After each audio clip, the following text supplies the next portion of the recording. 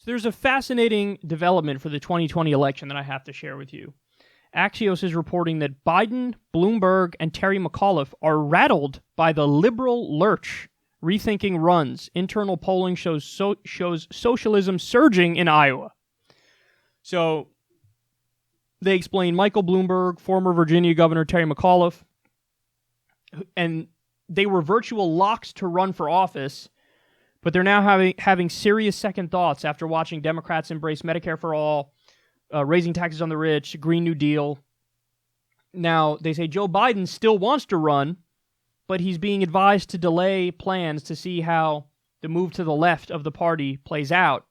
And if Biden runs, then apparently Bloomberg and McAuliffe are not going to run. They're going to bow out. That's what the sources are telling Axios. And then they go on to explain how socialism has a net positive ranking in Iowa, of all places, and capitalism has a net negative ranking. This is among the Democratic base in Iowa. So, okay, there's a lot to digest here. I mean, first and foremost, the fact that Joe Biden, Terry McAuliffe, and Michael Bloomberg are kind of coordinating, that scares me a little bit. And that scares me because I've been telling you guys from the beginning, we need a lot of corporatists in the race, because the more corporatists there are, the more they split the vote, the more you clear the path for the lefty. It seems like the corporatists now realize that. And they're saying, okay, well, you can't have McAuliffe run, Bloomberg run, and Biden run. We have to... They're colluding, if you will, and they're saying, okay, well, Biden, if you run, we'll drop out because you're going to more or less represent the ideology we want to represent.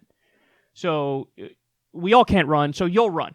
And you'll be able to win if we don't split your vote. That's basically what they're saying behind closed doors. But they're aware of the move left of the party. I love how they needed, it took them to this point to realize this. To now, right now. You and I have been well aware since fucking 2015. I was telling you guys, shit, we're ready for a populist, anti-corruption, anti-establishment, so-called far-left candidate. That's why Bernie Sanders, nobody knew who the fuck he was, and he ended up winning 47% of the vote in the Democratic primary and won 22 states. Are you kidding me? This guy came out of nowhere, and he's 1,000 years old, and he has anti-charisma, and he almost toppled Hillary Clinton with everything being rigged against him. So, we knew it. They still didn't realize it until right now. They're like, it looks like people are embracing left-wing ideas. Wow. Yeah, no shit. Every poll for the past couple decades has been like, minimum wage, 80%, increasing minimum wage, 80% favorability rating. Getting out of the wars, only 17% wanted to stay in Afghanistan back in 2013. Legalizing marijuana, 62% want to legalize marijuana. The list goes on and on. Of all these left-wing policies, everybody's like, oh, that's what I'm in favor of. And they're just now like, wowzers, look at that.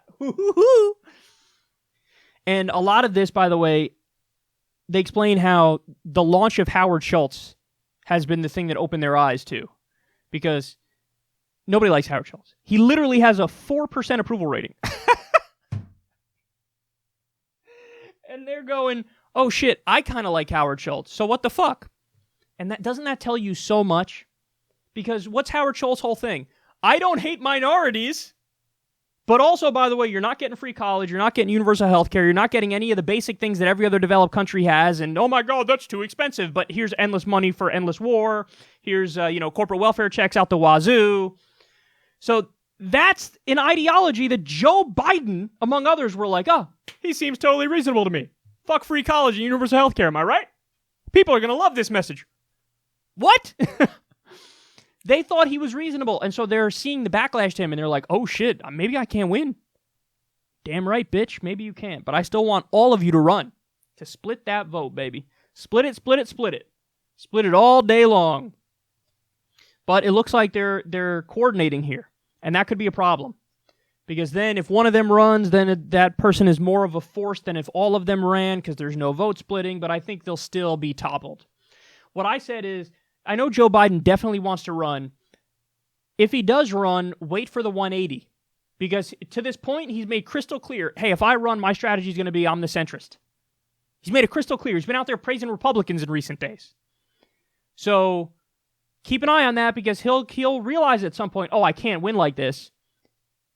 And at that point, what are you going to do? Are you going to still embrace ideas that make you fucking unlikable? Or are you going to pretend like, who, me? Me, bro? I'm to the left of Bernie, bro. What do you mean, bro? What do you mean, bro? I'm far left, bro. We'll see. We'll see what happens. But